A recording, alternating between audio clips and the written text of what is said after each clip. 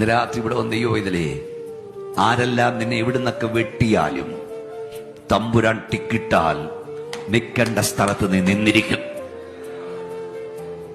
ആരുടെയെല്ലാം ലിസ്റ്റിൽ നീ ഇല്ലെങ്കിലും തമ്പുരാന്റെ ലിസ്റ്റിൽ നീ ഉണ്ടെങ്കിൽ നിന്നെ എത്തിക്കേണ്ടതാണ് എത്തിച്ചിരിക്കും. സോദര ശക്തിയോട് പറഞ്ഞ് ദാവീദിനെ റെക്കമെൻഡ് ചെയ്ത ആരുമല്ല,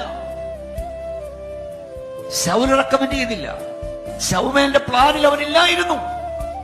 സ്വർഗത്തിലെ ദൈവം പറഞ്ഞു, ഞാൻ ഒരുവനെ കണ്ടിട്ടുണ്ട്, രാജാവാക്കാൻ കൊള്ളാകുന്ന ഒരുവൻ കാട്ടിക്കിടപ്പുണ്ട്. ഇന്ന് രാത്രി ഇവിടെ വന്ന് നിന്നോട് പറയാ, നിന്നെ ദൈവം ഇവിടുന്നൊക്കെ പൊക്കിയെടുത്ത് ഇവിടെ കൊണ്ടിരുത്തുമ്പോഴേ ഓർത്തോണം, ലോകത്തിൽ ആരെല്ലാം നിന്നെ റെക്കമെൻഡ് ചെയ്തില്ലെങ്കിലും ആരെല്ലാം നിന്നെ തഴഞ്ഞാലും നിന്റെ ഏകാന്ത ദൈവത്തിന് കൊടുത്താൽ സമയമാകുമ്പോൾ സ്വർഗത്തിലെ ദൈവം നിനക്ക് വേണ്ടി ചിലർ റെക്കമെൻഡ് ചെയ്യും.